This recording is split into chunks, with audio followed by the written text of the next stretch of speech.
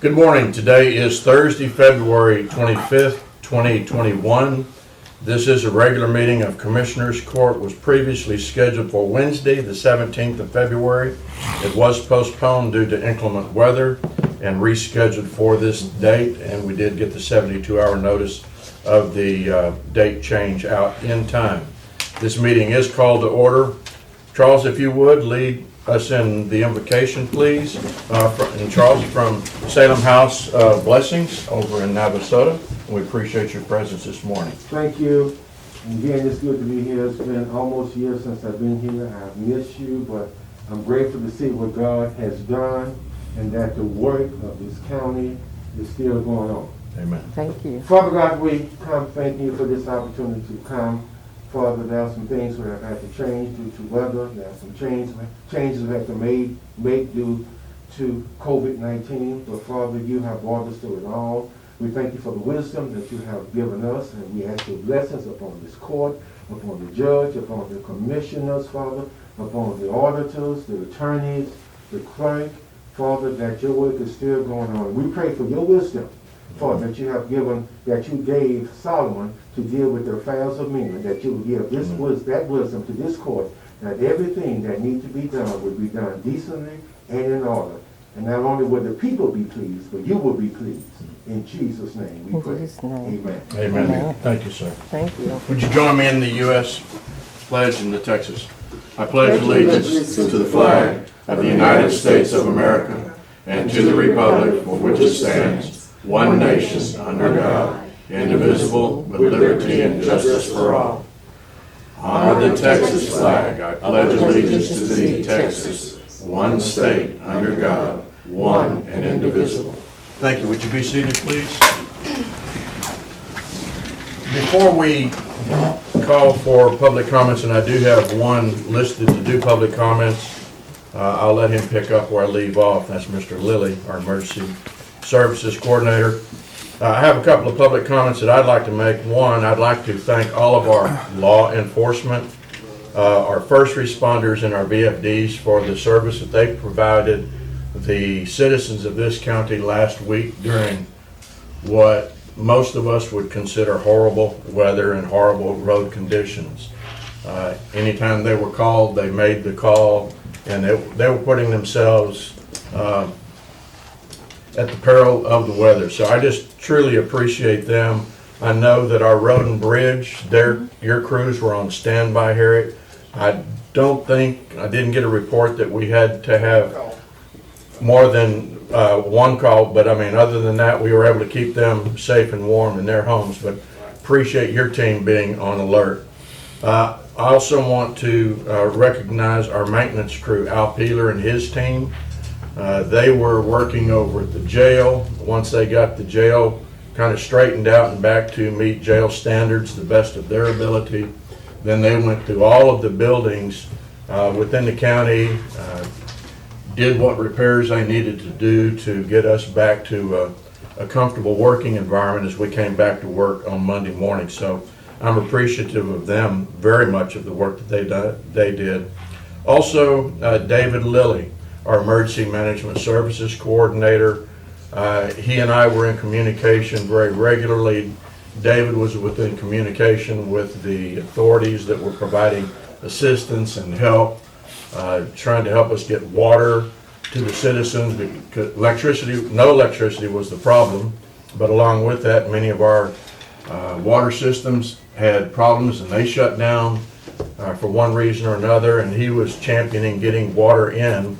And it's kind of cool. We had a couple of C-130s come into Easterwood Airport up at Bryan College Station, and then they were delivering it on pallets via Blackhawks. I asked them to order a couple of cases for the courthouse just so I could see the Blackhawk in action, but he didn't do that. But again, once we got the water to our volunteer fire departments, then they were out there distributing it to the citizens, and I'm terribly appreciative of all of those that did what they needed to do, and I don't want to leave our citizens out. There were a number of our citizens that were helping their neighbors and the elderly within the community. I know commissioners, y'all got some calls and for assistance and things, and appreciate what you did. But the patience of our county, the patience of the people of our county, I think is reflective of the kind of people that we have in Grimes County. With that, Mr. Lilly, you wanted to speak on the FEMA rumors regarding the winter storm, and also, even though I found the document from yesterday's meeting, if you would, 2 or 3 times, if you're watching online, I'd ask you to get a pen or pencil. So David's going to give you a phone number that you can call for disaster assistance from FEMA. So, Mr. Lilly, I turn it to you for Yes.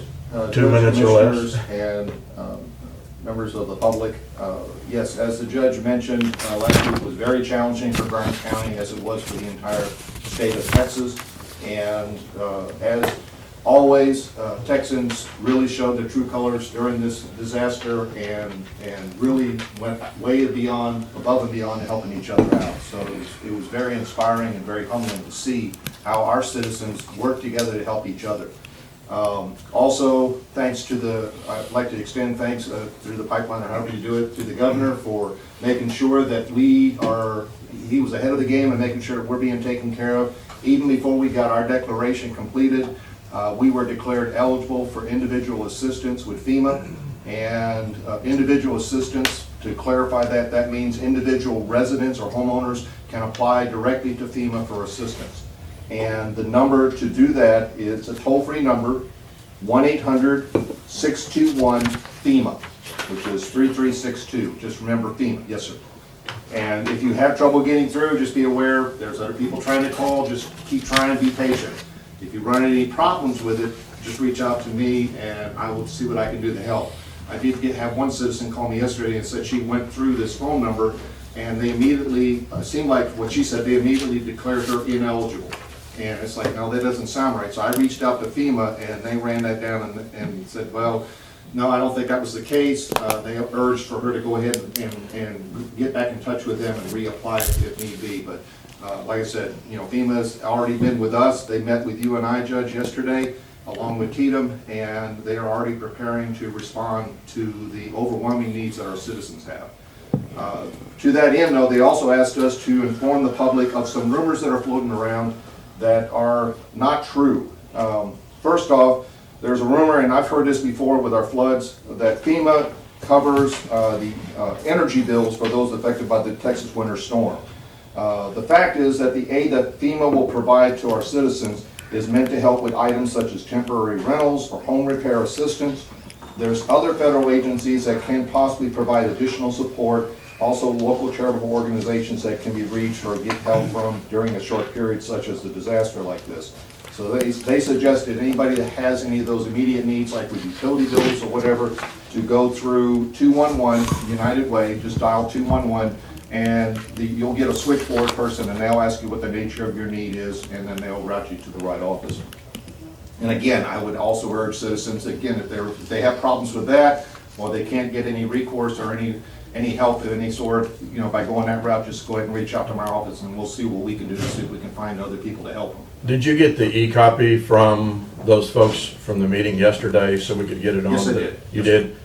Have you posted that? I have not posted. I'm going to be doing that this morning. Okay, so we can get that posted, then if you'll get it to Sharice, you can also put it on the county versus going line by line. But one point I do want to make for everybody that's in listening distance, one of the issues is that some people were being called and they were saying, we're here with FEMA or this organization, give us your address and your name and give us your social security number and all of those kind of things and we'll get the ball rolling for you.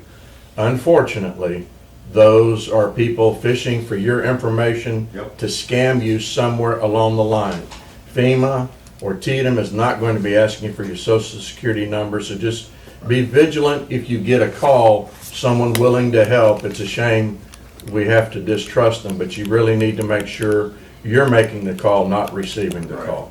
Yeah, in fact, some of these calls that FEMA heard about, the caller was asking for bank account information. Yeah, so they could direct deposit. Sounds very persuasive, but again, FEMA will never solicit you. When you contact FEMA for assistance, there is a application process you go through, And they're gonna be working with you hand in hand for any information that they need from you to be able to go forward with your claim. But they will never actually reach out and solicit residents, or make unsolicited calls to residents. Right. So I appreciate that reminder, Judge. Yes, people need to be cautious.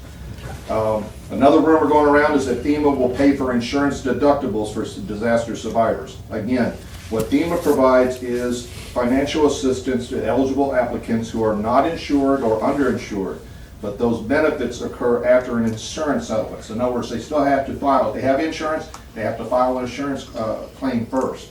Then FEMA will work with the property owner to help them provide whatever additional assistance they need. It is not intended for covering that deductible, but obviously whatever costs that the homeowner has incurred, whatever assistance FEMA provides, it's at the discretion of the homeowner to use that how they see fit. But FEMA makes it very clear to the homeowners that whatever assistance they're providing, they need to use it for that purpose. So it's not likely that FEMA's going to come back and say, well, did you actually use it for such and such? But it is not intended for the deductible. Again, FEMA David, does not cover instead of that. us going down that entire list, what I'm going to ask in the essence of time is that if anybody has any concern, please use David as your resource. He can validate the information or the question that you have. Because we do know with social media, a lot of information is going to get out there. Some of it's true, some of it's not true, and some are just downright fake. Just Okay? as a reminder to the public, the reason we have my emergency management Facebook page, the main reason we created that was to eliminate rumors and provide people with basically factual information, so they can use that as a source to go to. Thank you, sir. All right. With that, yes, ma'am? I have a public comment, Oh, okay. All right. real quick. Won't take long. Good morning. My name is Vanessa Brzezinski. I'm the county clerk. I got this yesterday from Wreaths Across America on Saturday, March the 6th at the Birthday Bash in Navasota. There's going to be a mobile education exhibit. It's a traveling exhibit that will be there at the Birthday Bash from 12 p.m. to 7 p.m. At 12:30 p.m. there's going to be a Vietnam Veterans lapel pinning ceremony and a presidential proclamation. And at 2 p.m. there will be a ceremony at Oakland Cemetery welcoming it as a new Wreaths Across America participating location. What's the 12:30 location? It doesn't have a location. It's going to be at the Birthday Bash. Okay. City Hall. Actually, I think it's going to be at the VFW post. Is it? As it says, the final Brazos Valley stop will be at the VFW post 4006 at 1575 West Washington, with free parking and shuttles downtown. Okay. Okay. Thank you, ma'am. All right, you're very welcome. Commissioner Walker, you had a comment or two? Yes, sir. We received an announcement from the USDA through Texas A&M AgriLife for disaster assistance programs in relationship to livestock indemnity programs and emergency loss assistance. That's going to be a virtual meeting this Monday, March 1st from 10 to 11, and it's free. And for registration, please call Texas A&M AgriLife Extension, or you can call our local office here in Navasota. And this is being sponsored by the Ag Committees in Brazos, Burleson, Grimes, Leon, Madison, Walker, and Washington County.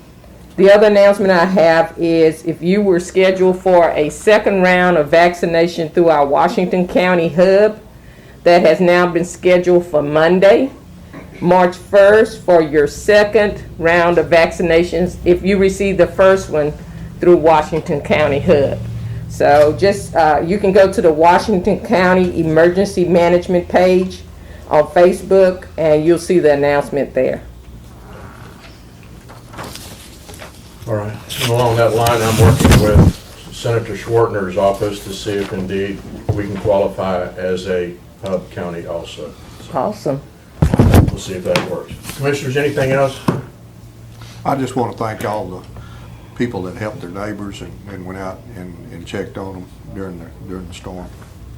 And again, the maintenance department did a heck of a job. I came by here a couple of times while they were working. They were working Saturday also. Very good. All right. With that, we're going to then move on to consent agenda items number 3, number 4, number 5.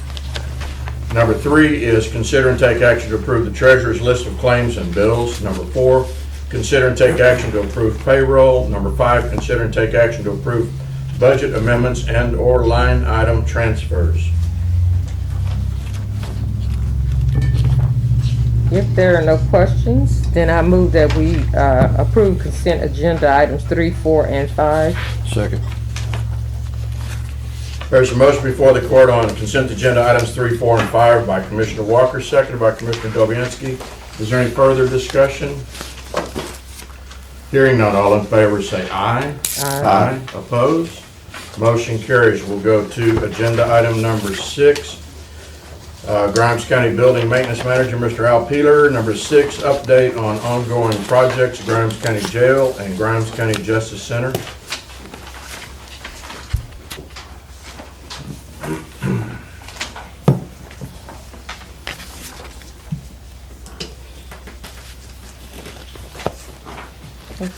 These are just from our last meeting. Just so everybody has it first.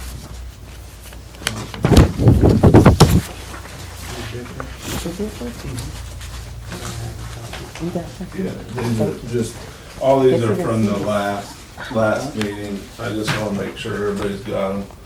Okay. Just a update. I mean, nothing's updated on, they're the same. I just didn't know if you'd have them. Thank you, sir. Yeah. I think he has enough, maybe. These are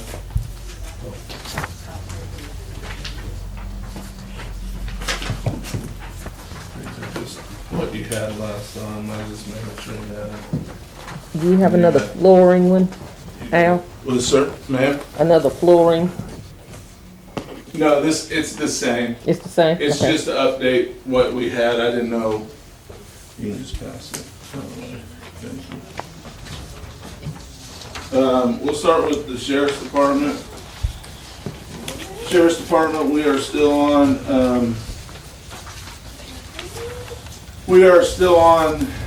the schedule for finishing mold remediation, and last week didn't help us with busted pipes. I'm sure we got bumped back again. Everything is good. During the freeze at the Sheriff's Department, we had one unit blow out a heater unit and catch on fire. We got that fixed. We had one line break.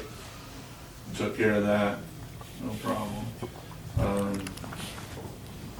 Really, we just continue to paint and continue to fix up the jail. There isn't a really huge report on that. Make sure that you capture all of your costs associated with those repairs due to the storm, because that's something that David Lilly needs to build the list, because we have a benchmark that we have to hit before we're even eligible for assistance. But if we unfortunately hit that benchmark, then we need to make sure everything's accounted for. Me and Mr. Lilly talked about that yesterday. Good, okay. We have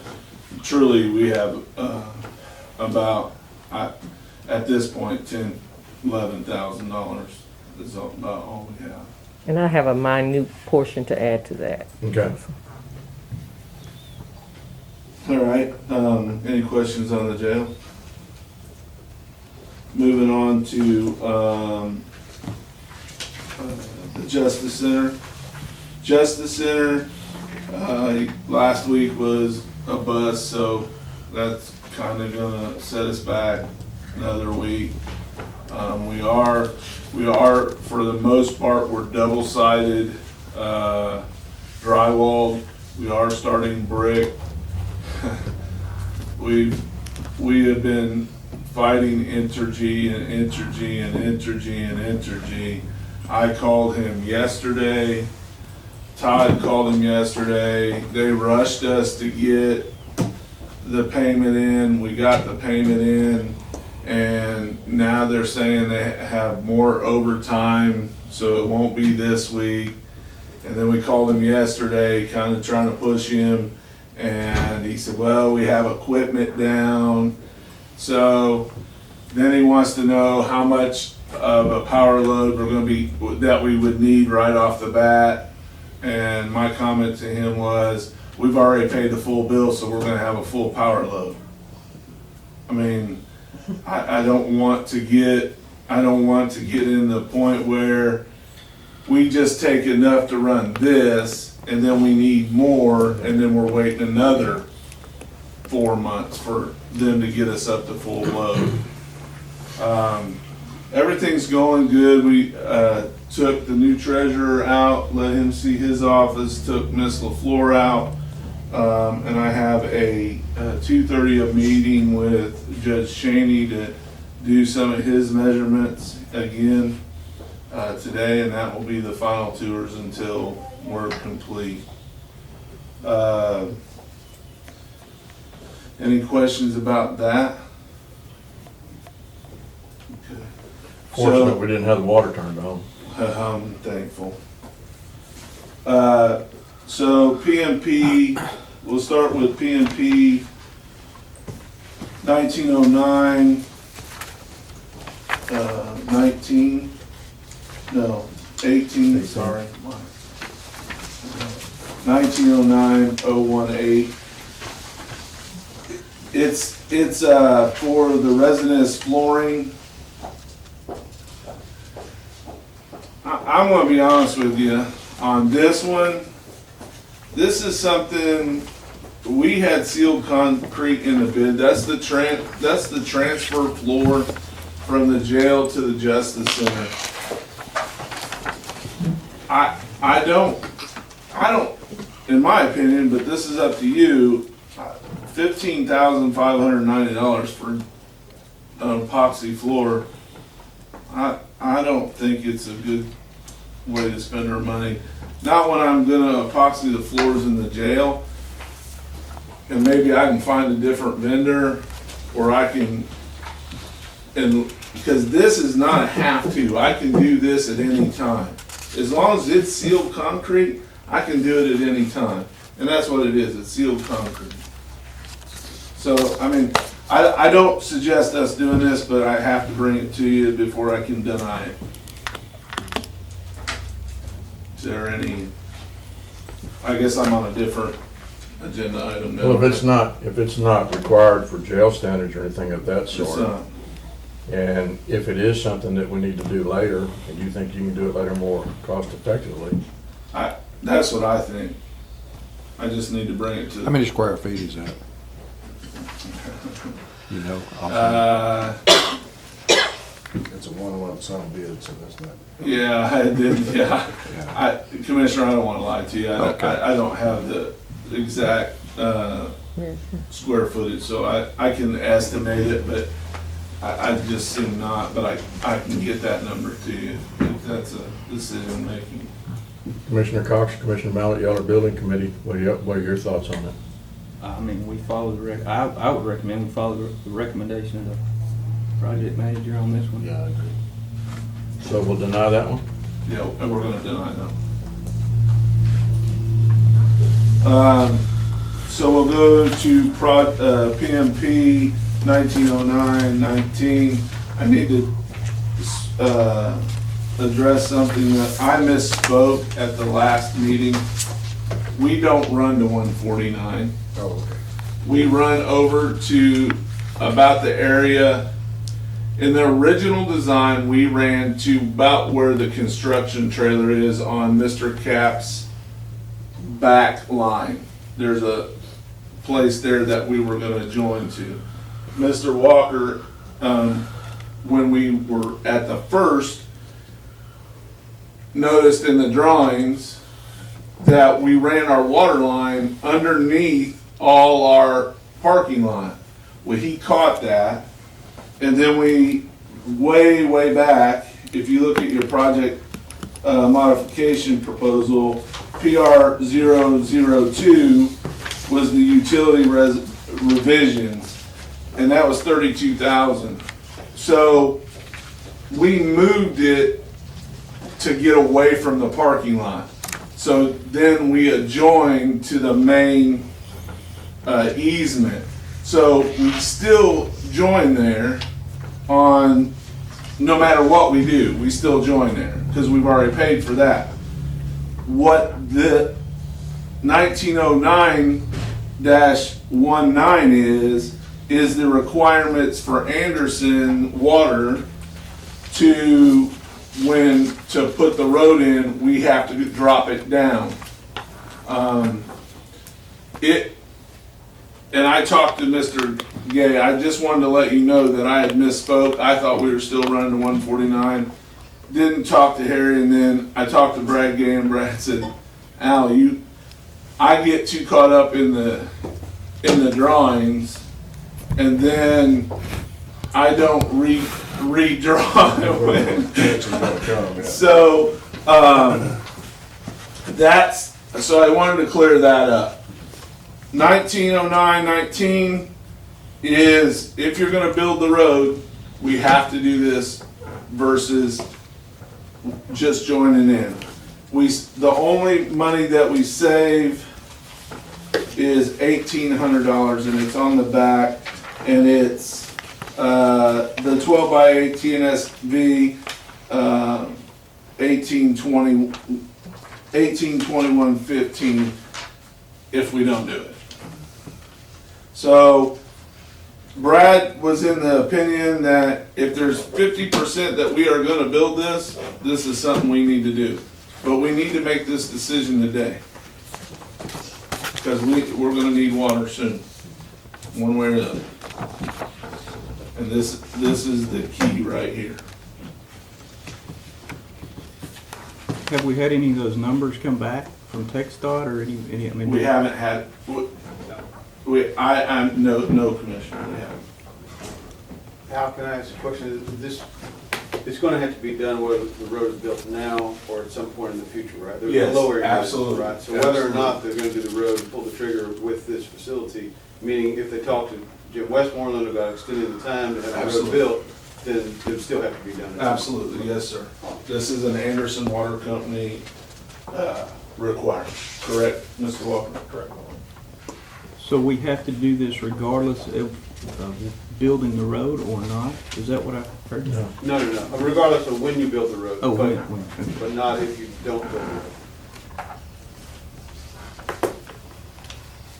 It's difficult for me to get there without knowing the final cost of the road, and even if the court's gonna find it feasible to build. We're already over budget on the road, or at least anticipated to be over budget on the road, tens of thousands, if not hundreds of thousands. We don't have any idea of what those numbers are gonna be. Maybe something that the court says, okay, we'll go forward with, but that's just my opinion. And I think, because we don't know those final numbers, it's kind of a decision we have to make now.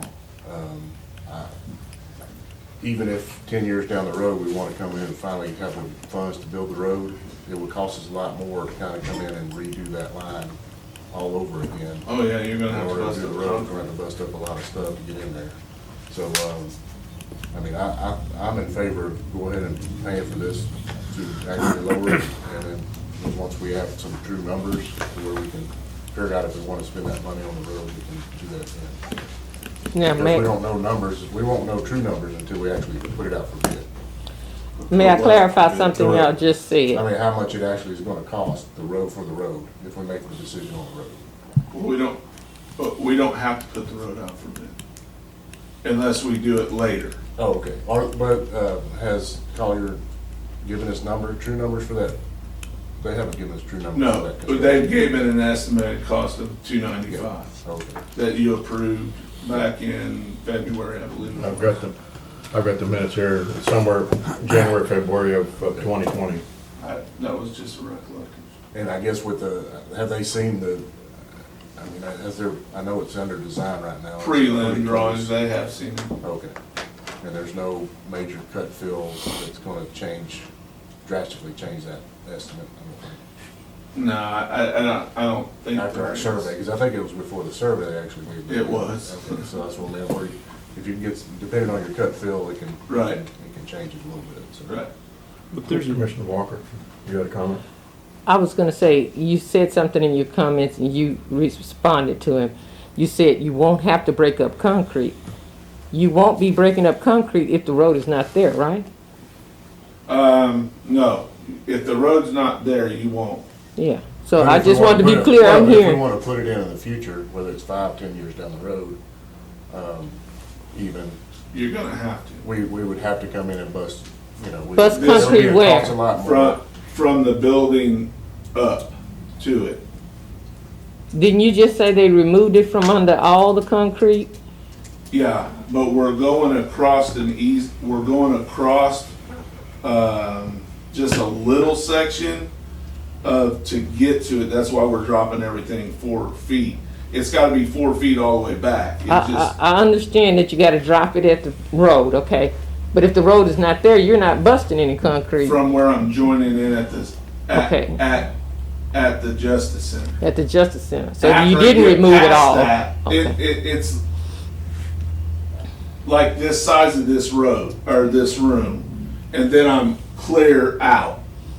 But it's just, I have to bust that concrete up to drop everything back down at the joining site, not Okay. up, not where we're going on the easement. Okay, so are we dropping the concrete there that you're talking about because of the line or because of the road? Are we dropping the concrete? You're saying where you join in at the Justice Center, right? Right, This is talking about out at the road? yes, but it will, no, that is at the easement, the water easement. At the water easement, okay. So we have to drop it there to come down, back, meet to the we have to drop it there Mm-hmm, to meet the easement okay. requirement. The easement at the Justice Center, not at the, The Name. water easement, uh-huh, okay, I got the you. water easement. And then we have to come down, because we can't run water like this, so we're gonna have to run it to join it. There's a possibility that on that loop, right where it comes out, we will have to, bust this concrete to drop that line. Okay, I just need to know where we were, because if the road wasn't there, No, you the don't. road, no, not the road. Okay. It's just that little jag where we gotta meet to come to the Justice Center. Okay, gotcha. Does that clear it up? That's better, because see, y'all can see it in your mind, you've seen the drawings, And you're that's- conveying it to me. Right, So, for me, I see it. So, it's the easement that we wouldn't have to, it's just where we connect back here. But if we drop it 4 foot, we have to get to the Justice Center. okay, If we do it at a later date and just hook in, then it's a little knob that comes off the parking lot that we'd have to break up and redo. okay. Commissioner Cox, you had a question or comment? Yeah, you said 295, and I agree with you, that's what Collier, but that's not the final cost of the road, from what I understand. Well, Are we gonna have additional cost included in the 295, or is that what you understand to be? that's an Turnkey. estimate. No, so 295 at early on was an estimated Gotcha. cost. Right, that's what we're building, that's turnkey, estimated turnkey, 295. Or are there other fees attached to that? 295 was turnkey for the driveway. It was not turnkey for what TxDOT requires, Anderson Water Company requires. That was them to come in and from the parking lot to where TxDOT easement is, that was what their estimated cost would be. So we have no idea what the expense is gonna be for what TxDOT may require or anything else outside of that No. 295. I mean, Harry's been working with him and he doesn't have, I mean, they haven't provided us what they're gonna pay for, what we're gonna pay for, nothing. Now, I did talk with Lance Simmons, Commissioner Cox, and he said that they would take care of the engineering aspect of it, the traffic impact analysis. And that was Jones and Carter had given us a bid of $8,200 to That's do right. that. So I know that we're not gonna incur that cost. The question has come up, are they gonna have to just widen the shoulders, do the expansion lanes? And all of that is still under discussion.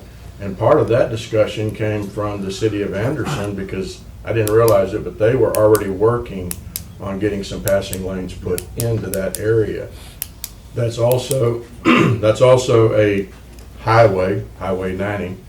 So I'm of the opinion that that's going to be mainly TxDOT taking care of it. Because when I talked to Lance Simmons, I said, when you have a business that does that, he says, yeah, the businesses now have to incorporate all those road changes. I said, but county taxpayers in the county, and your state and using taxpayers, who takes care of that? And his comment was that we'll work through all of that, but I don't know what the bottom line is going to be at this point. One of the things that we need to do as commissioners of the county, all of us, is to contact TxDOT and talk to them about this. That's not the only issue that we have here in Anderson on Highway 90. The other one's over here on by the donut shop. There needs to be a turning lane there. I've talked to them about it. Street.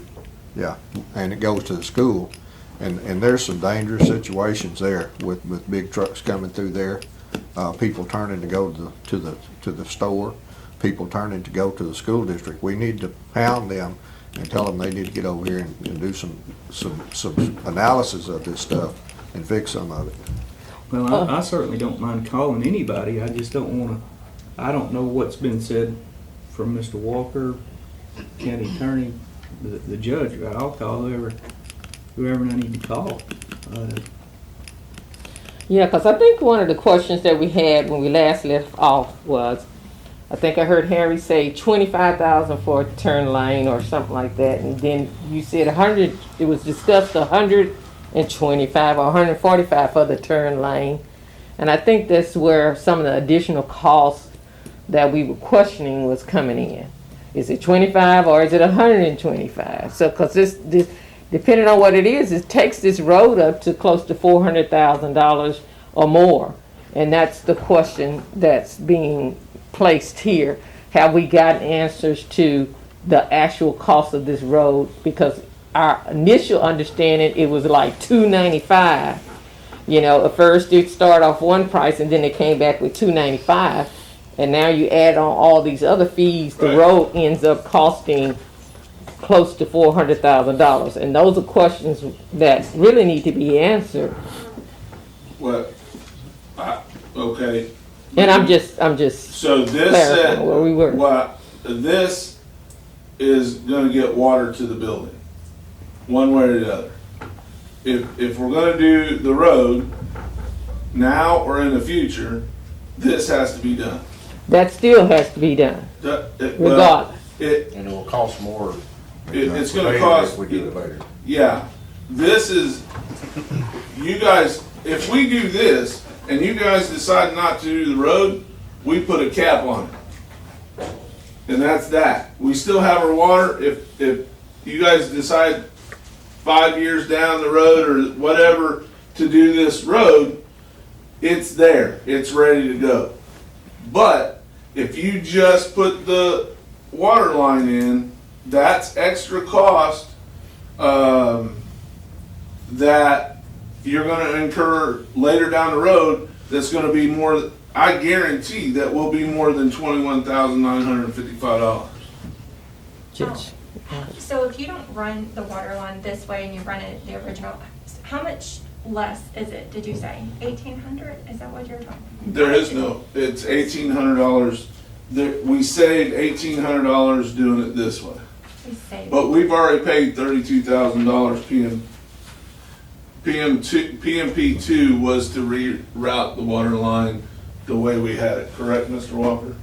I don't know what Where we took it, was, but yeah. yes, we rerouted it. Yes. But are you understanding what she's asking, which is the same question I have? How much is it gonna cost us if we don't build the road? We've already paid for I can't tell that. you that. You're asking me to predict the future. I can't. No, I'm asking you, This is a currently how it is, currently without this road, It's in the bid. okay? We've already changed your PMP The Two. 32,000. Is already been approved. We've already That's paid been for the changed, tapping in of the gone. water. That's done. Okay. That's done. See, and that's where I think she was asking, This is the net increase of 21,995. Right. It's the net increase. Is that right? Did I answer it? you answered mine because I was asking, Okay. So if we don't build the road, it's gonna be an expense of 21,995 with a cap on the end of it. If we, no, okay, listen, we're getting thrown off here and I don't know why. If we don't do this today, I'm going back to Collier and saying, okay, hook up the water. That's it, no more. End. no money. Nothing, zero. Okay. You've already paid $32,000. That's what I thought you said. Everybody clear about that? Got it? Yes. Okay, so if there's a 50% chance that you want to build this road, this is the time for the easement. This got nothing to do but for the easement for Anderson Wyeth. If we do nothing else, we go hook it up, that's it. When you guys come back in 6 months and say, oh, we want to build that road, and Collier's gone, that's probably 40 to 50,000. So, at this point in time, we either gotta do it, or we don't do it. And that's what I need to know. I make a motion to approve project modification proposal 1909-019. Second.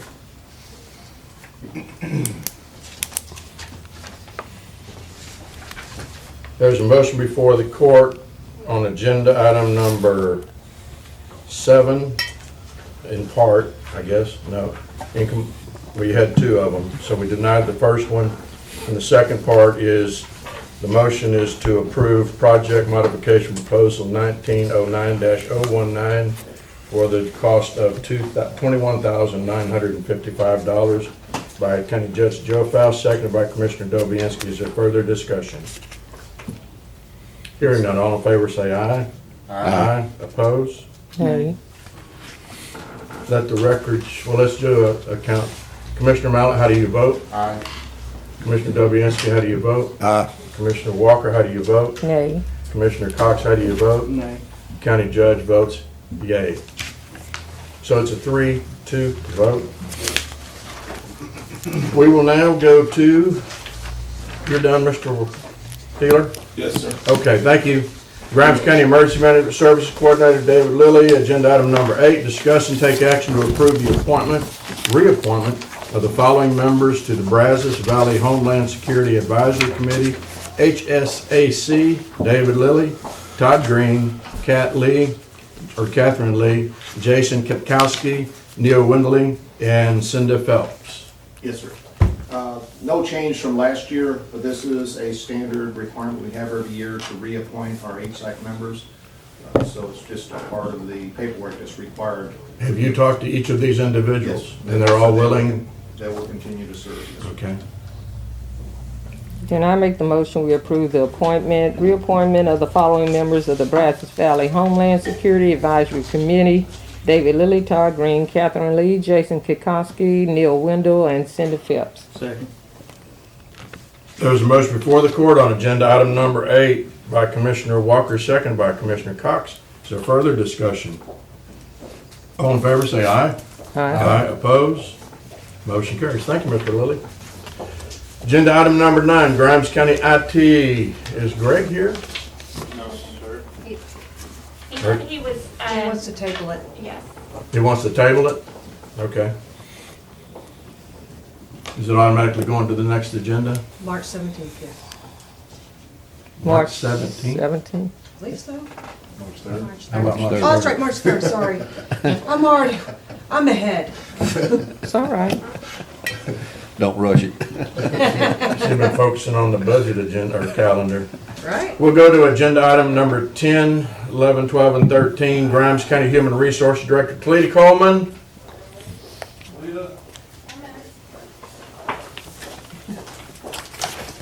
Agenda item number Agenda item number 10 is consider and take action to restructure clerical positions within the Justice of the Peace Precinct 3 office according to the Grimes County Salary Structure and adjust salaries as needed. See attachment number 10. And I see you also have Judge Laughlin in there for judicial support. Is that correct? Absolutely. All right.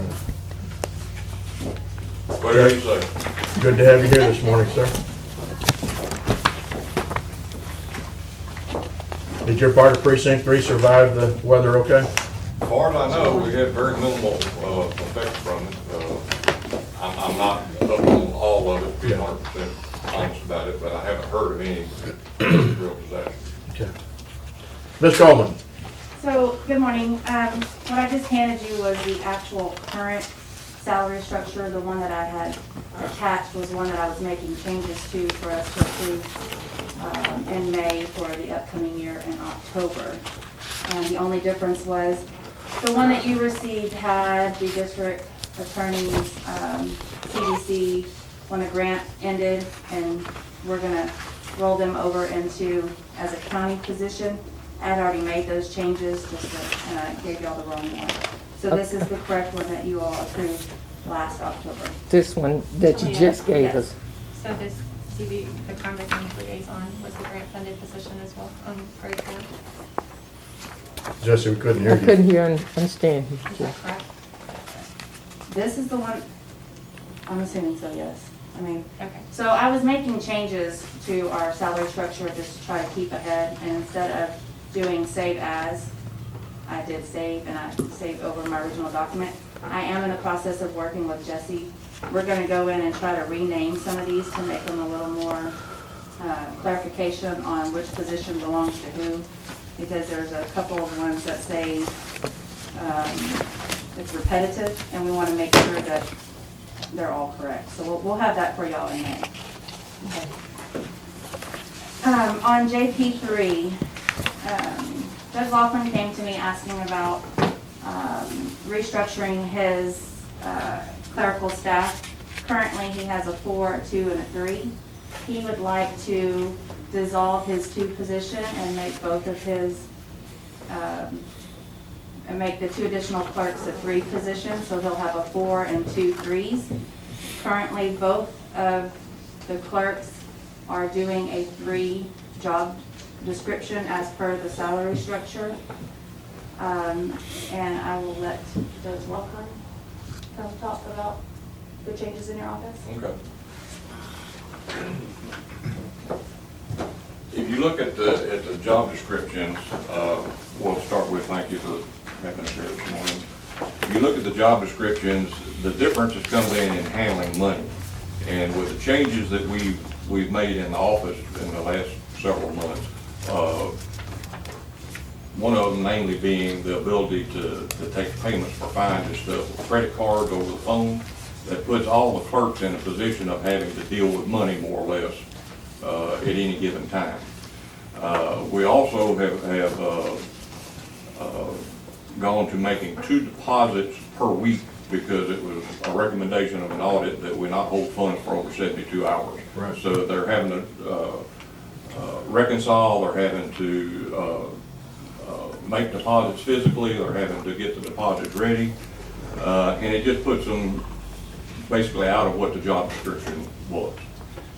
The third thing we've done is we've enacted a SOP program, standard operating procedure, and cross-trained the clerks so that no matter who is out due to sickness, illness, vacation, whatever the case may be, the office can still function normally.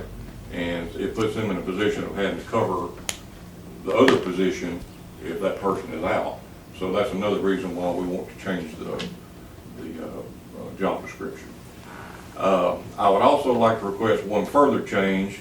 Currently on the clerk 3 position, it states that Spanish speaking is Spanish speaking is required. I would like to change that to Spanish speaking preferred. That way we have 2 clerk 3 positions. If I want to include that when we're looking to hire somebody on one, I can, and on the other one, I'm not locked into it. So those are the changes that we're requested to make. Any questions?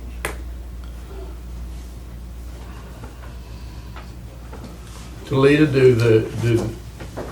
do you concur with the changes that Judge Laughlin is suggesting? I do. Taking the clerk 2 to a clerk 3, where he's interchanging the duties and responsibilities between those two? Yes, I do. He reworked his job duty descriptions for the clerk 3, and they do include more financial responsibility other than just receiving the money, which is what the clerk 2 position was. It's my understanding, this was before my time, it used to have 2 clerk 2s.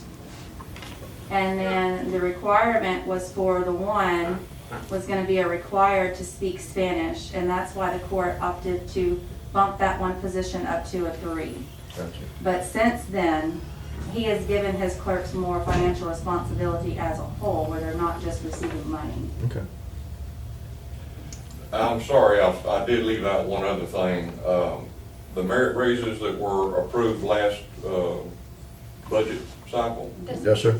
one of the clerks, Ms. Raisett, is not able to receive the entire merit raise because it tops her out in her current position. So there's 11 cents an hour she has not been receiving.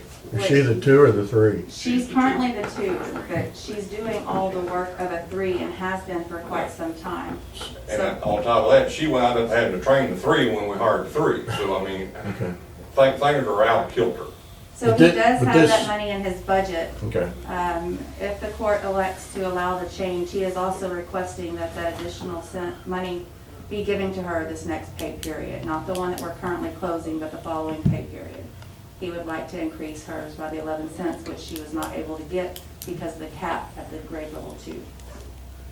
That's not, I'll ask the question, is it or is it not contrary to our policy? There's nothing in policy that I found that we cannot give raises mid-year. It has been a best practice, and Jesse, you can correct me if I'm wrong, that we do not give raises mid-year. Right. Okay. That is a policy change that is brought up for us to maybe amend for this upcoming year. But if and when we move someone to a higher grade, if and when we move, I'm sorry. okay, if and when we move someone to a higher grade and the money is available, we have given those increases, is that right, Jesse, or not? We've done both ways in the past, but the main one is you don't want to transfer monies from a position to another position. Right. In this case, I don't know if I would amend the policy. It's like you said, it's best practices on that. So it would be a case by case, I would think. If it's a merit raise and y'all do approve the grade change, not based on his cap, but based on job duties, then I wouldn't see an issue with that. Okay, thank you. Judge, if there's no other questions, I move that we approve the restructure of clerical positions within the Justice of the Peace Precinct 3 and 4 office according to the Grimes County salary structure and adjust those salaries accordingly, When is that? effective immediately. Is there a second? Effective next. Effective for this upcoming payroll, Yes. because we're currently in a, But, yeah, okay. the next payroll, yes. Okay. I second. There's a motion before the court on agenda item number 10 by Commissioner Cox, seconded by Commissioner Walker. Is there any further discussion? Hearing none, all in favor say aye. Aye. Opposed? Motion carries. Thank you. Agenda item number 11, consider and take action to adjust the salary range on Grimes County salary structure and adjust salaries as needed, specifically grade 1 and LE3, law enforcement 3, to accommodate sheriff's office employees. See attachment number 11. I say you brought in reinforcements with the guns this time. Chief came to me during the raises, the merit raises that were approved to go in effect, and he had 2 employees because of where they're in the grade structure, they were capped out. They are longevity employees with 10 plus more years. One of the employees was not able to receive, I believe, was it 11 cents or, and one was like 20 something cents. I'll have to get the hard numbers on this. Two of them are 9 cents and the other one Okay, so there's three. is 27. Okay, 27. So we had a couple of employees that weren't able to receive the full benefit of their merit raise, which was rightfully owed to them. So I'm going to turn it over to the chief now to let him plead his case to you guys.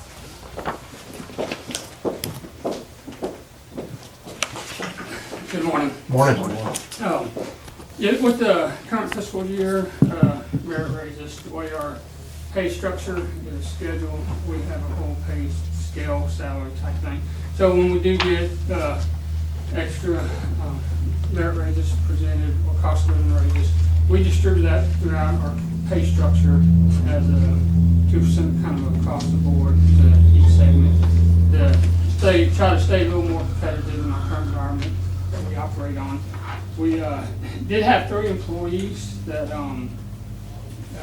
capped out on their pay grade, and so 2 of them were roughly .0933 cents per hour each one, and then the third one is a 30-year plus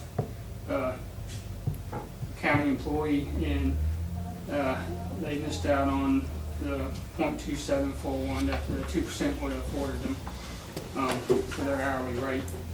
What we're proposing is to just allow us to increase our pay grades up to that 2%, so they all fall into the category. Similar like when we normally do a cost of living, the pay grades get adjusted. That's what we're proposing to make sure our employees meet in that pay grade. And then we're also, there's the two other employees are scheduled as a part-time employee. So we're actually proposing to add, instead of having them in the grade level 1, where all the part-time clerks and employees are, is to make a part-time LE1 employee pay grade and put those 2 in there. That way all our positions will be in the LE pay grade stipend areas, and to keep those separate. I mean, we're not increasing the overall amounts, everything, we're just giving what's already been budgeted to the officers, and obviously we'll like to do it for the next pay cycle. The next pay cycle? Yes, the next pay period. Can you I'm sorry, but can you restate the LE3 situation? The LE3, yes, we have a 30-year officer Okay. that's in that position that capped out at $21, and the 2% that we did across the board with our employees, his pay would have came out to 21.2741. So we're wanting to increase all our pay grades, the 2% to reflect what we give in our pay scale. All of your pay grades, you want to reflect the 2% increase? Yes, yes. Effective immediately? Is that, So or are we talking about next year? LE1 through the LE7 will change to increase the pay grade items, but it's only affecting 3 employees that will be getting the 4% of their 2% raise that we issued out. So those, I'm sorry, go ahead. those changes, I mean, the money for the raises has already been distributed with the exception of the 3 employees that we're talking about today. We With the- distributed everything up to the the cap. Yes, okay. Well, essentially, I guess since you do have a set structure, a little bit different than the actual counties, so merit raises are probably, I would think, be a little bit different because, but if we were to put a cost of living adjustment in, that top end would have slid up 2%. So I think with yours,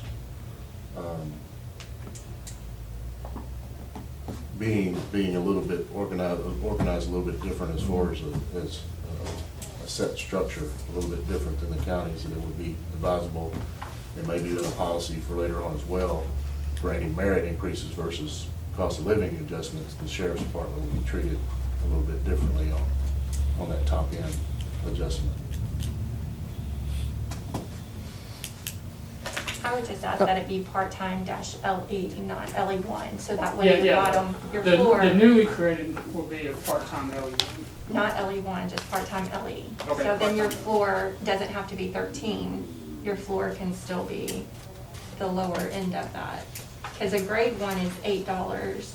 So if you do part-time LE1, then you essentially would have the same range, right? That's at least how we did part-time LE3. We have the same range as LE3. So if you just do part-time dash LE, then you're able to adjust that floor. I had some conversation yesterday with Toledo in preparation for today. One of the things that I suggested that on the part-time position, or grade 1, which was inclusive of all of our part-times, other than law enforcement, we had to range from 8 to 14. And when this structure was built, that was kind of an arbitrary, based on incumbent personnel and so forth. The amount has increased from when this structure was initially put together because we've had a couple of cost of livings since then. But one of the suggestions that I had to Toledo is where we have a $14 cap, there's no reason we couldn't have a $20 cap or a $25 cap or $50 cap for your part-time. Because you might hire a grant writer and you're gonna pay them, you bring them in part-time and have them, whatever it would cost, but maybe you have to pay them $35 an hour. So I think the criteria is, or the stipulation is, it doesn't really matter what the top of that part-time range is. The key is that they are not entitled to the additional benefits that go along in that area. So I know you haven't had time to absorb that thought, Jesse, but do you see an issue? And then, of course, then someone might say, yeah, well, then they want to hire a part-time person for Al and they want to pay him $25 an hour because they can do that.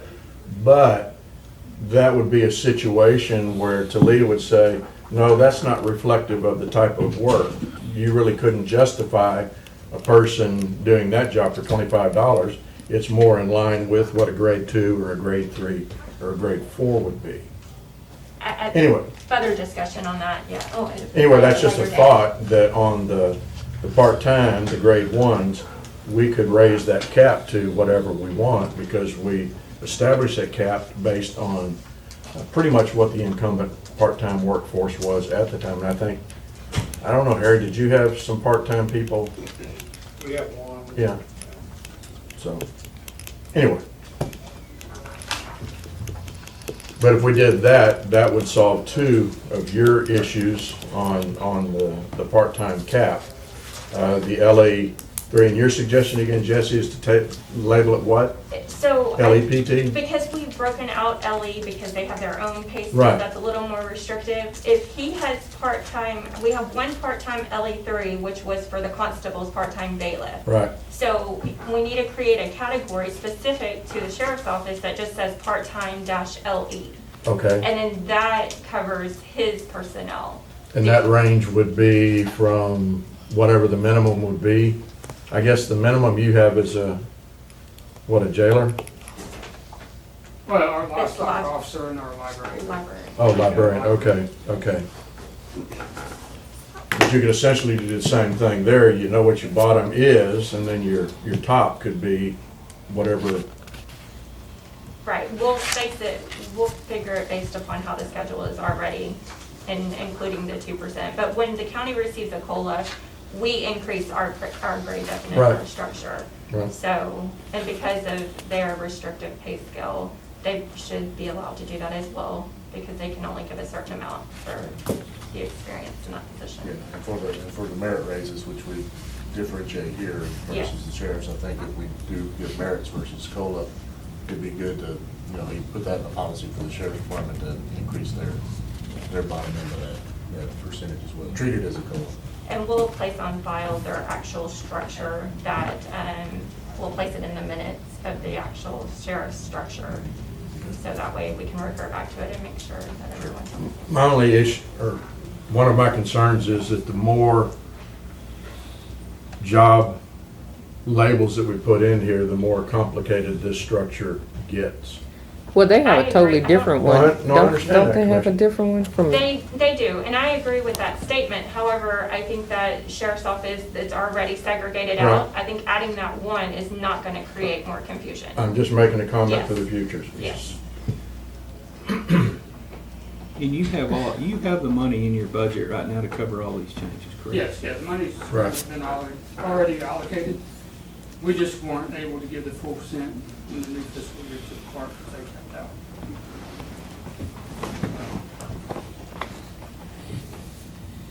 So in order to grant that, then we are going to need to increase the cap on PT1s. On all of the LE, you would increase it by the 2%. So we're gonna add the Law enforcement. PTLE Okay, with the pay range as Okay. the regular part-time, which is the 8 to 14. so you'll create that range. But then we're going to increase it by the 2%, all of the LE categories. Okay. So that'll adjust just like what we did with the COLAs. Is there a commissioner that wants to mimic that? Do a motion? I'll make that motion. What was that motion, Commissioner Let her Doby? repeat it. Then we're going to, say it again, Talita? We're gonna create a new category, PTLE. It'll have the range of the 8 to 14. And then we're going to, on top of that, we're going to increase all of the LE grade structure levels by 2%.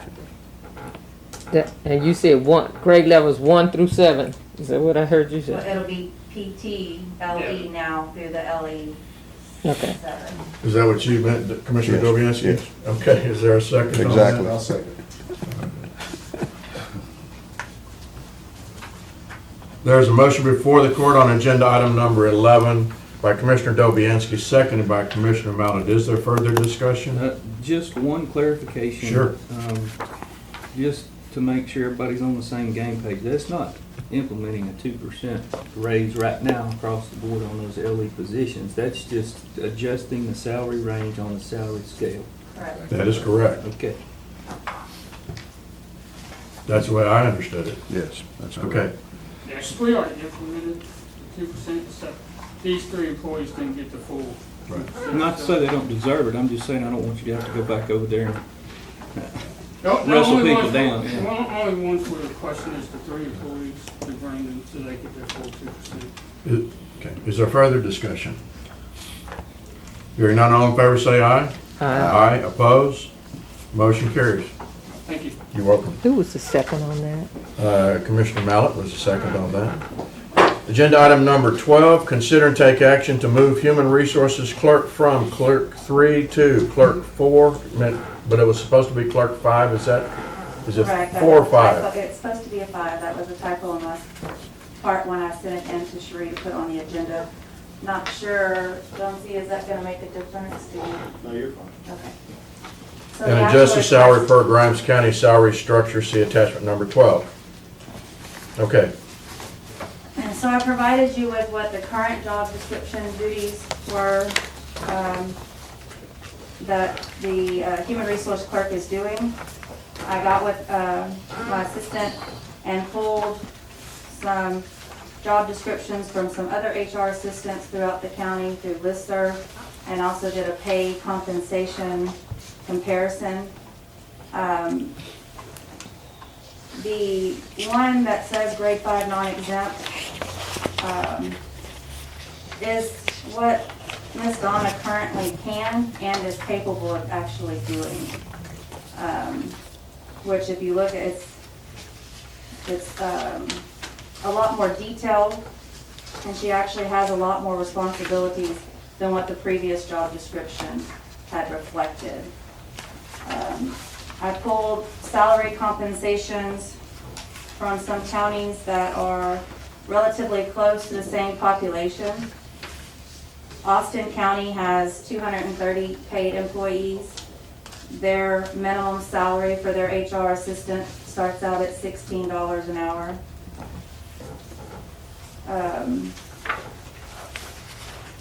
Aransas County approximately has 245 employees. They do have a pay range of $13.92 to $19.67. Washington County has 250 employees. Their HR assistants Minimum is 1905, mid is 2381, and max is 2858. Hayes County is a lot larger than ours. Rockwall County, they have 350 employees, and they're asking for a senior clerk, which their starting salary is going to be $34,847. My reasoning for asking Donna if she could, which she does, she helps out a lot more. She is the first person that our employees see, and a lot of times if I am busy, she takes the initiative and starts getting their paperwork rolling. She does handle a lot of the insurance stuff. She helps me reconcile the monthly bill, which is a countywide financial responsibility, which would put her in a pay grade 5. She will be able to run the office completely if there's some reason of my absence, whether I'm out sick or on vacation. And so that's one of the main reasons why I'm asking for her to be moved from a grade 3 to a grade 5, because she is actually doing a lot more than what her current job description states that she actually does.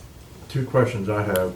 One, you said that she's capable of doing the work. My question is she required to do the work? She's required to do them Okay. in my absence. And then the second question is, are you asking for this to take change now or for preparation for your October 1 budget? Preparation for October 1. Okay, so you're just asking for the job to be elevated, and then you'll present your budget to reflect if there's an increase or whatever adjustment needs to be Right, made? if the court approves her pay salary change, just like we've done in the past last year, we all approved, but the changes won't take effect until October 1. Okay. A question. On grade 5, it talks about office manager at this level oversees employees up to a grade 5. With that statement, Well, she Still. so the HR office oversees countywide employees, Okay. which are more than the 15 or Yeah. 10. And she does that with insurance. She handles all of our retiree insurance. She actually gets the initiation going for new employees. A lot of the times, she is the first contact to the employees.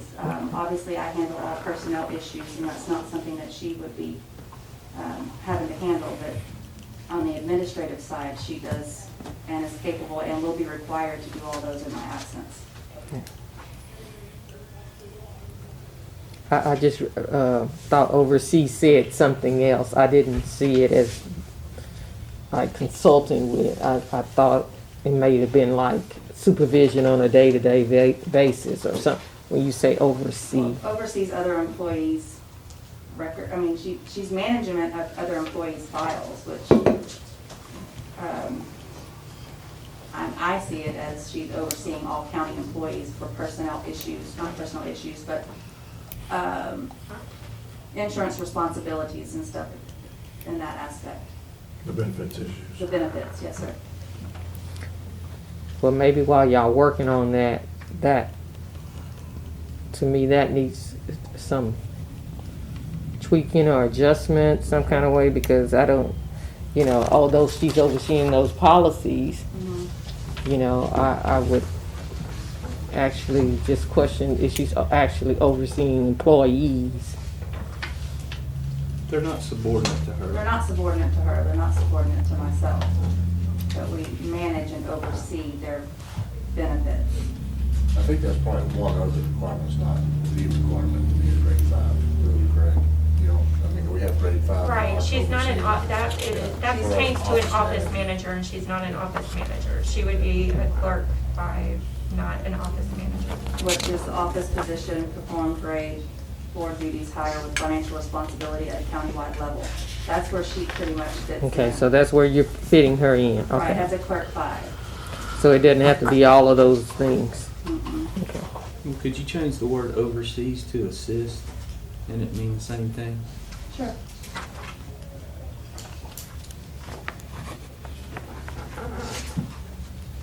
Well, doesn't an office manager oversee the employees? underneath them. She doesn't have any, does she? But she's not But following. they're saying that's not where she manager. falls in. She is not an office She's manager. the very top part where it says office position must be able to perform grade 4 duties Yeah, those should probably plus be higher tabbed. than Those should financial probably be tabbed. responsibilities at a countywide level. Different, so it doesn't. That one, that's where I'm saying, we're gonna revamp this whole structure. Hopefully, we can get it in, so you guys can start looking at it in May, because it's not 100% clear as to which one of these, like clerk 5 is the general administration. That's what that one goes to. The office manager goes down to the one that says office manager at this level oversees employees. We're gonna try to make it a little bit clearer. I'm asking for her to be moved up from the first section where it's general administration. Office position must be able to perform grade 4 duties plus higher financial responsibility. And she does have a higher financial responsibility because of the TAC medical bills.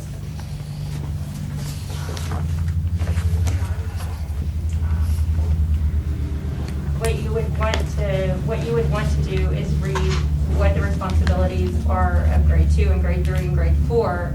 Make sure that you guys agree with that portion, because that's what grade 5 is saying. Right. That they're able to do all of these, that they do, not able to, that they do perform all of these plus this. That's how you would assess it. I don't know if I totally agree with that. It says it must be able to, must be able to. Okay, what perform we're grade saying, 4 but, duties but plus what I'm higher. getting at, because when you go from one department to another, they might be able to do those duties, but they're not required to do those duties because that function doesn't occur in that particular office area. I agree with that. You follow me? It's not that they can't do those duties, but they're not going to because those duties aren't necessarily a part of their day-to-day or week-to-week or month-to-month operation. So, along with what Talita's saying, we need to do some restructuring, add some clarity to the structure as it reads now. Right. But bring us back to the question at hand, is there a motion on number 12?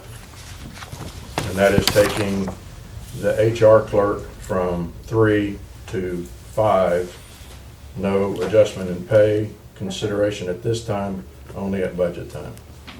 So it will be effective October 1. Right.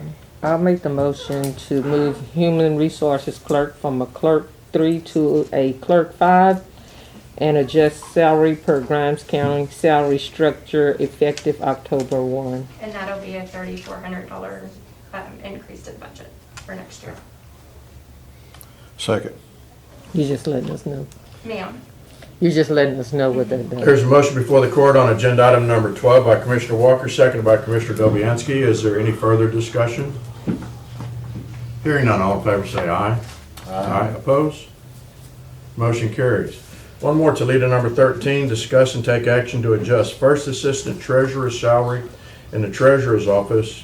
It is expected the court will conduct a closed session as authorized by the Texas Government Code 551.074, personnel matters. Cinda, since we're going to be talking about... Heather, I'm sorry. Heather, since we're going to be talking about you publicly, you have the choice of having this open or closed. Your call. Closed. I'm going to ask everybody to leave the courtroom. I would ask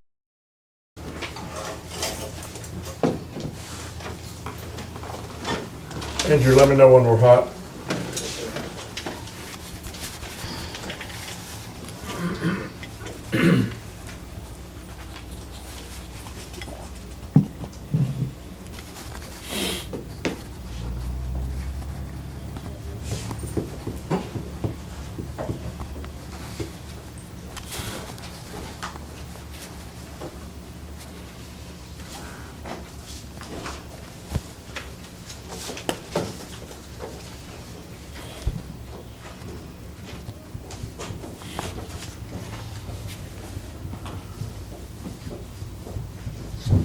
Here she comes.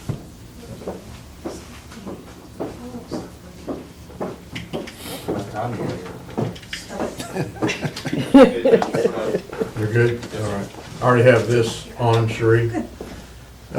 Court has come out of executive session at 10:41 a.m., returning to open session.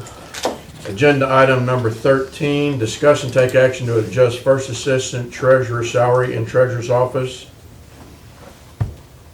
Is there a motion? I move that we adjust assistant 1 treasurer salary, the 4% retroactive back to November the 2nd, 2020.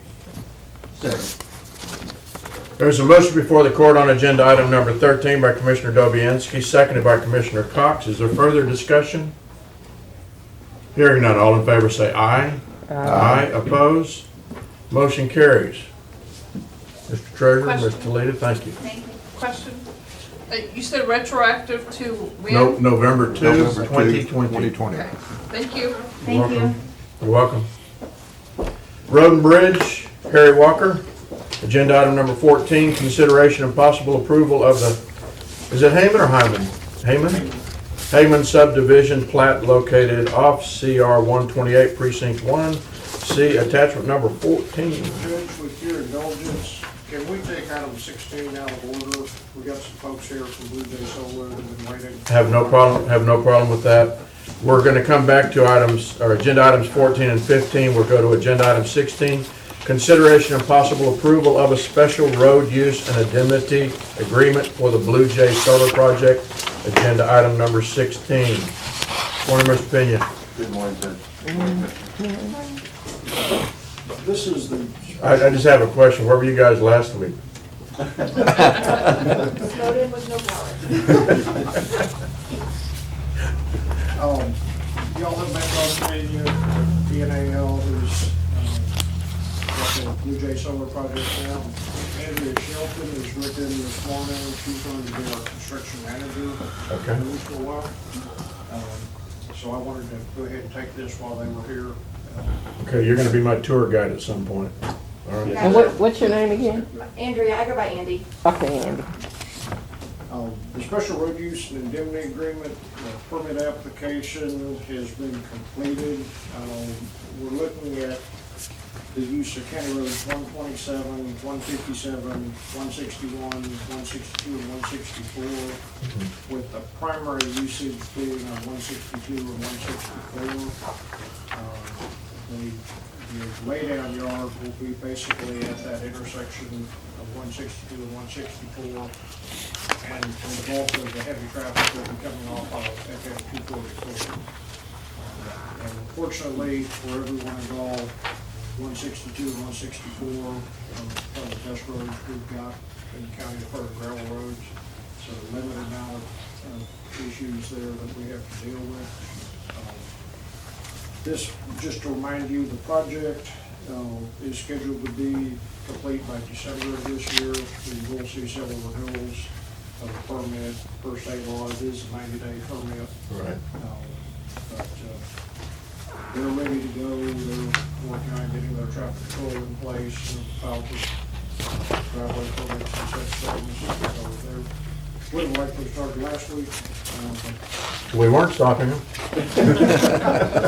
So y'all didn't need to approve their permit. Well, that's true. All right. Fair Other than enough. that, well, we're recommending the permit be approved at this time, and we let these folks go to work. This will be contract hauling, right? This will be, you'll be using contractors. Yes, they'll have contractors. Who would that be? Who are your primary contractor? Primary is called IEA contractor. At this point in time, there's no work that the county is proposing to do on this project. The road work that is needed, they have requested to do with their own forces, which is allowed under our permit process. So we're gonna let them do that. We'll keep focused on our regular work. And then the to-do list that Mr. Pena sent me, one of the things they're doing is developing your ad to run into the local papers for employment, and that. That is under discussion, Judge. Right, Correct. okay. We're in the process of doing that. Okay. And also, obviously, as we work with the road commissioner and judge, thank you, Aaron. As we work with the roads, then we do have an inspection and review process in place, discussed with Harry. So the county will always be inspecting our work on the roads too. Okay. I move to approve the special road use and indemnity agreement for the Blue Jay Solar Project. Second. There's a motion before the court on agenda item number 16 by Commissioner Mallett, seconded by Commissioner Dobianski. Is there any further discussion? Hearing none, all in favor say aye. Aye. Aye. Opposed? That motion carries. Welcome to Grimes County. Thank you very much. Thank you. See you on the permit as soon as we get it signed. Yes. Thank you. Thank you very much. Thank You you. bet. Have a great day. We'll go back to agenda item number 14, consideration and possible approval of the Hayman subdivision plat located off CR 128 in precinct 1, see attachment 14. This subdivision is another one of Matt Ratcliffe's. He's the Happy Houses guy. He decided to venture out this time and do a subdivision that requires building a road. In the past, he's done a number of subdivisions that just have frontage on existing county roads. At this time, he's stepping out a little bit. This is on County Road 128, between Highway 39 and County Road 127. It involves 12 lots, and these are average 1.75 acres. We are recommending approval of the plat at this time.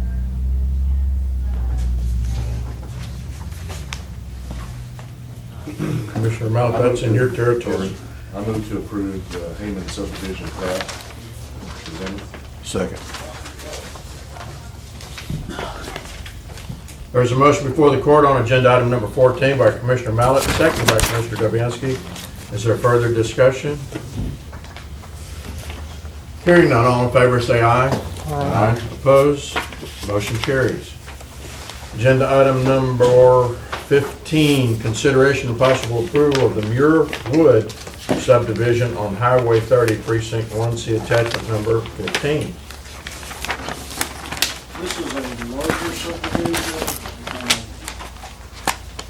It's located on Highway 30 in the section between County Road 170 and the oil field disposal site on the north line. This is a 97-acre tract with 71 lots. These are 1-acre lots. They are extending water service down Highway 30 and into the subdivision, and also connecting to the existing line that runs along 174. So we'll create a loop in there which will help water service for folks on 174 also. Is that Wixon Creek? Yes, it's Wixon Creek. They've been working with Wixon Creek and TxDOT for the permitting and all of that. I need to point out there are 2 variances they've requested. One is a variance to our standard lot depth ratios, which the subdivision rules call for a ratio between 1.5 to 2.5 to 1 on the length and width of the actual lots. In this case, because of the topography, there are several existing lakes, pipeline easements that limit their ability to shape the lots exactly the way they wanted. Some of the lots get up to a ratio of 3.25 to 1. I'm recommending that variance be approved. And then the second variance is to requesting a waiver of the non-radial line, waiver of the requirement for radial lines on lot lines and curves and such. And again, because of particularly the pipeline easement, forces the location of some of these lot lines such that they can't be laid out radial for the curves. And I'm recommending approval of that variance also. With that said, I also have the construction plans for the project. Some of y'all have probably seen they have started preliminary clearing on the main road right of ways through there. It's interesting when they open up as thick as those woods were, you could see how much topography there is. A couple of existing lakes and things should be an interesting piece of property to develop. But I'm recommending approval of both of the variances and the plat itself at this point in time. Can you just state again, how many acres total and how many lots? 97 acres Right. and 71 lots. 71 lots. And they're all 1 acre or larger, which meets our criteria if public water is available. Well, there's one showing as .9229. Are they requesting it's a lot number 12? And I thought I saw one more. You looking at, It's the front, it's the front. It was different on the second page. Yeah, they got lot 12, .929. I mean, it should be adequate for a spray. But,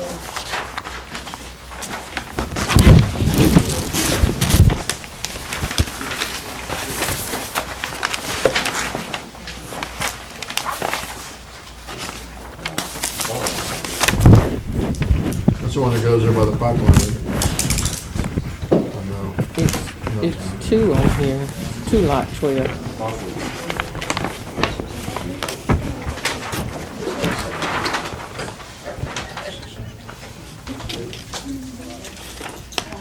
again, the 1 acre requirement is based on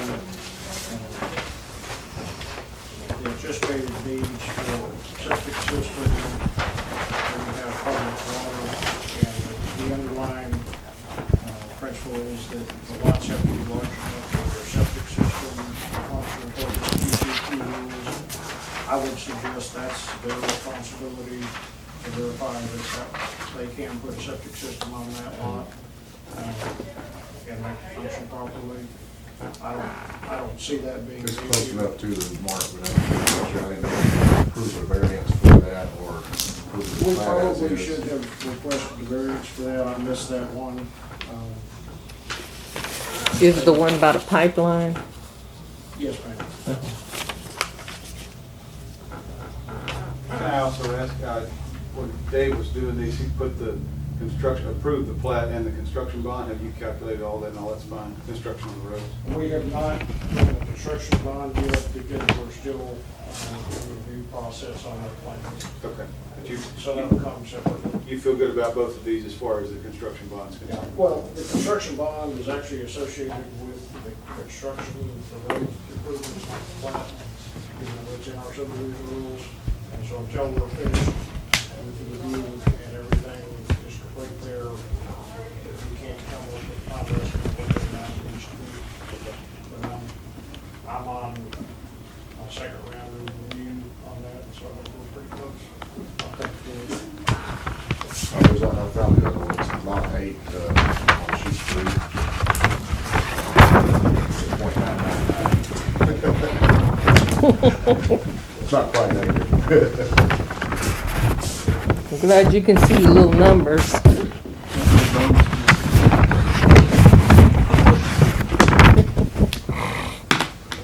But from our end, John, should we probably approve a variance to these acreage sizes as well for these 2 lots? I would think so. I don't have the subregs in front of me, but there is mention of lot size in the subregs, and so that's probably right.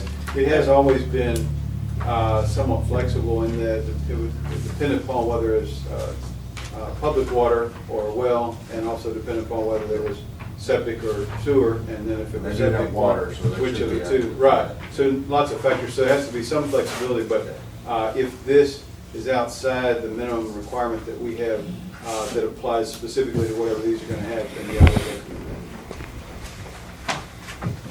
I would recommend I would agree that'd be the safest thing to do. Lot 12, block 1, and lot 8, which block was this? Lot 12, it's on sheet 2, I don't see this indicated block. Are these different blocks? Oh, well, I guess it would be block 1. Block 12. If that's the case, you have 2 lot and 12. Block 4, lot 8. Each block restarts the number sequence. Block 1, block 12, there can be a block 2, block 12, block 3, block 12, block 12. calculate the construction bond and then they don't pay it? The plans will get approved. Okay, but the plat's already approved, right? They could sell lots, right? They can sell lots, but they will not be able to build the road. Okay. My fear is, as the court knows, as everybody knows, that's the court has always faded a lot of heat about roads not being constructed, so I want to be sure we're clear on that.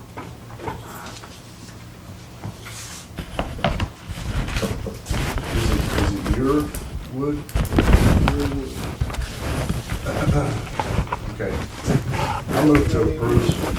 All the names are coordinated to fit with the California Yearwood. Oh, okay. And all that. Oh, it's Sequoia Code, yeah.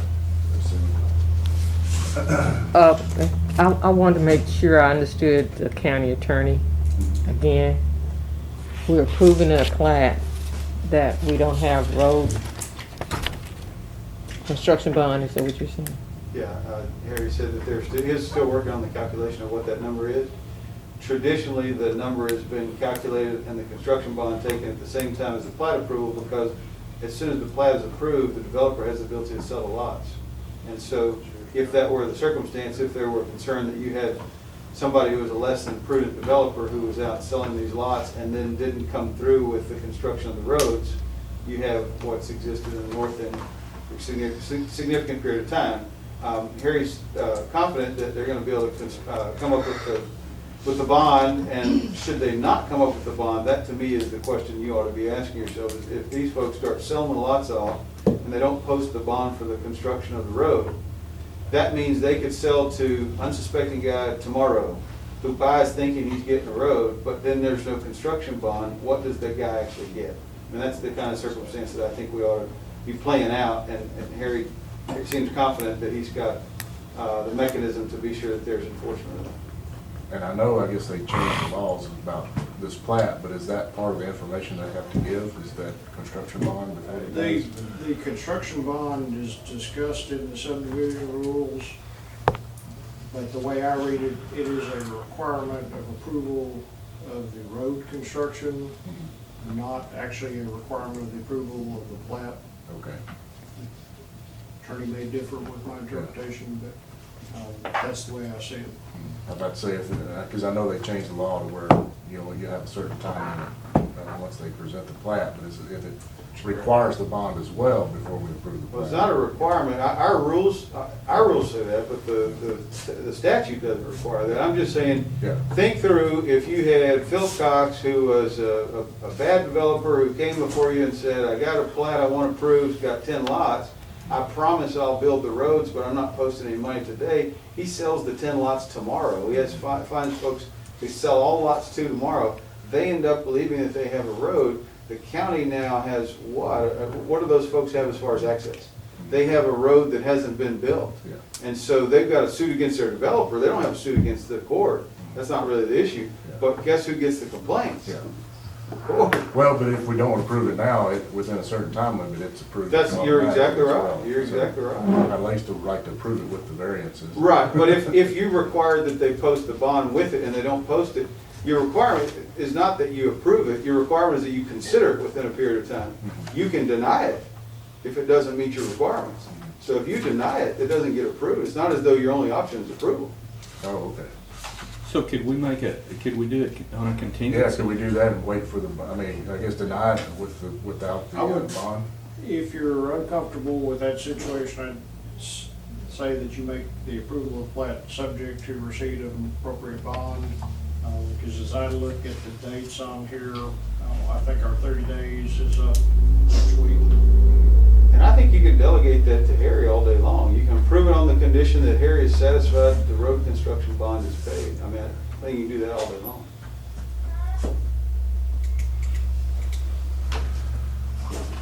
Mr. Malik, you're in the hot seat, because it's your geography. Absolutely.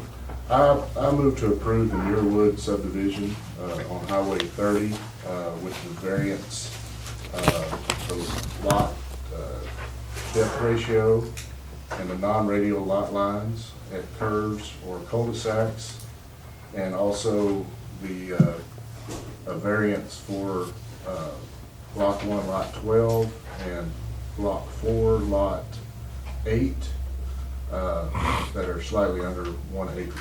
You need to give the block numbers on those lots.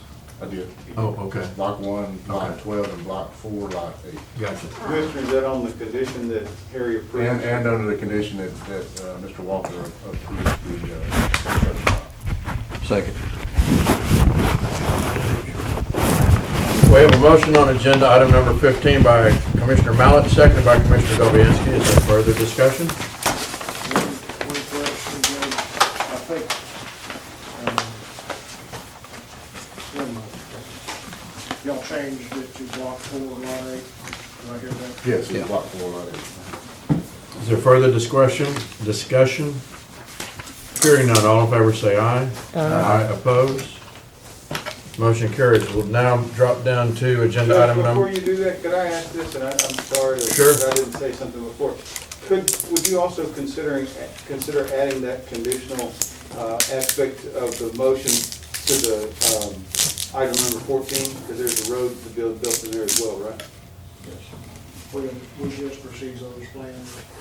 Yeah, I just want to be sure that you've got they've given you the authority to get it done, and nobody's saying the construction bond's not required. I just want to be sure that's clear. So do you want us to go back and have an amended motion, or prefer an amended motion on I would prefer the minutes 14? reflect that, yes, sir.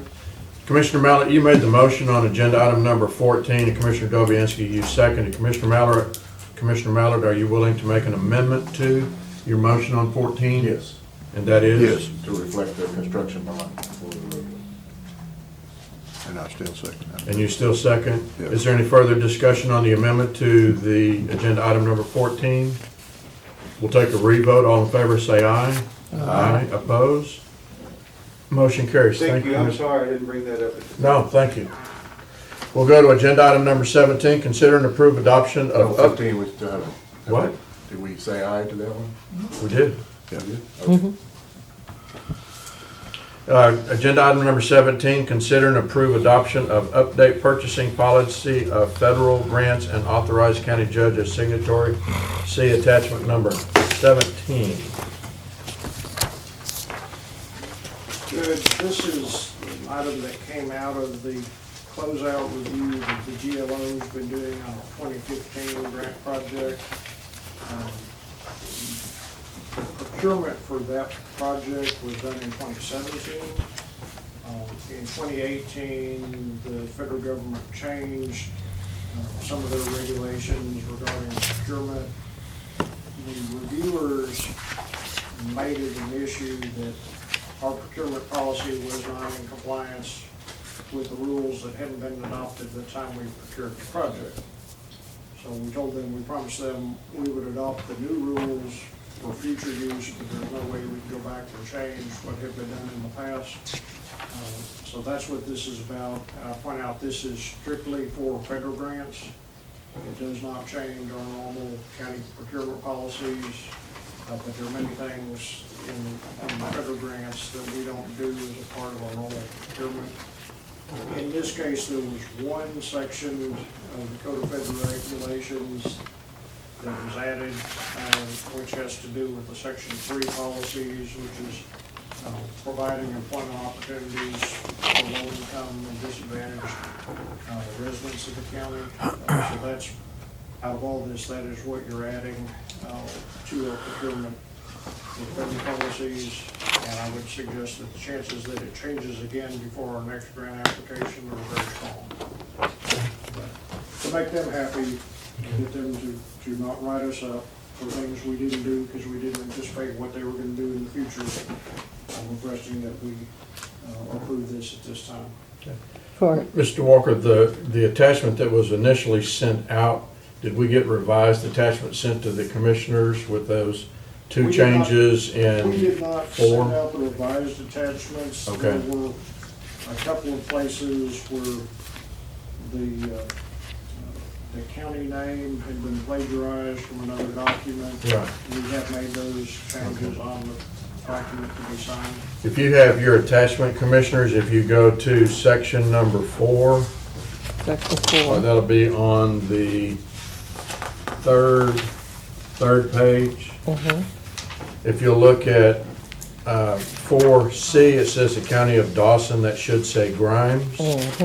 And then also for E, where it says the County of Dawson, that should say Grimes. And those were the only changes that I had seen, and I give credit to the auditors also, they caught that. Were there any others, Jesse, that you were aware of? Okay. And where was the change you spoke of, Mr. Walker?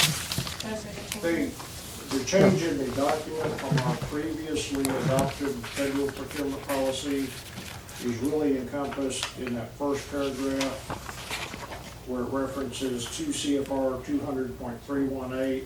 Okay. That section of the Code of Federal Regulations was revised, so they added that particular citation in there. Okay, thank you.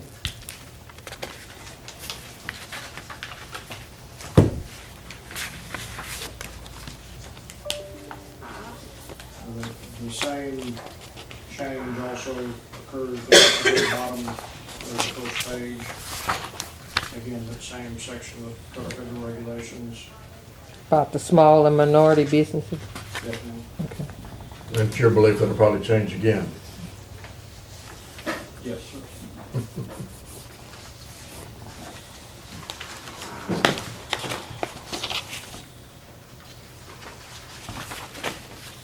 Okay. If there's no other, are we ready to make a motion? If there's a motion, ready. I make the motion, we approve the adoption of the updated purchasing policy for federal grants and authorize the county judge as signatory. Second. There's a motion before the court on agenda item number 17 by Commissioner Walker, seconded by Commissioner Cox. Is there further discussion? Hearing none, all in favor say aye. Aye. Opposed? Motion carries. Thank you, Mr. Walker. Thank you. Agenda item number 18, County Judge Joe Fouth, discuss and take action to approve the resolution requesting a public sale of property acquired by Grimes County Central Appraisal District at the delinquent tax sale and authorize the county judge as signatory. CR attachment number 18. Mr. Folt, shall I read the resolution? You don't have to. Awesome. Please. You don't have to. You're certainly welcome to if you want. I'd rather not, if it's not absolutely necessary. But it's my understanding that we had this go out to bid at one time, and that we didn't get a bid. This mechanism, I haven't spoken specifically with the appraisal district about these specific lots, but the process is if there's an attempted sale at the courthouse steps and nobody offers more than what the taxing entity is owed, then the taxing entity gets the asset, but we're not in the business of owning multiple assets with no use. You now have the ability, pursuant to the tax code, to enter into a private sale for a set amount, and that's what they're asking you to do. And essentially, you're trusting the appraisal district to know more about this business than yourself. You're just saying, do you want to go back out for a public sale? Do you want to hold some asset, or do you want to turn it into cash for the benefit of the taxpayer? And am I correct in understanding it clears the liens and the Yes, ma'am. previous landowners? Right. Yes, ma'am. So it's a more free purchase than the courthouse purchase. Right. When I say free of restrictions Yes. and turn back and all. Although one of these does contain a lien or a bill, it's the first one, subject to a demolition lien to the city of Navasota on the first one. That's typically not on these, but that one does have a lien on it. With that being said, then I'd like to make the motion to approve the resolution requesting a public sale of property acquired by the Grimes County Appraisal District at a delinquent tax sale and authorize the county judge's signature. Second. There's a motion before the court on agenda item number 18 by Commissioner Walker, seconded by Commissioner Cox. Is there further discussion? Hearing none, all in favor say aye. Aye. Opposed? Motion carries. Consider and take action regarding the burn ban and authorize the county judge's signatory. I would suggest no action at this time. Okay. Sounds good. Agenda item 20, any updates on the strategic plan? Hearing none, I'll go to agenda item number 21. Is there a motion to adjourn? I move we adjourn. Second. There's a motion to adjourn by Commissioner Dobianski, seconded by Commissioner Walker. I make a comment, don't jump and run because we have a special meeting Okay. immediately after this meeting is adjourned. Is there further discussion? All in favor, say aye. Aye. Opposed? Motion carries. All right.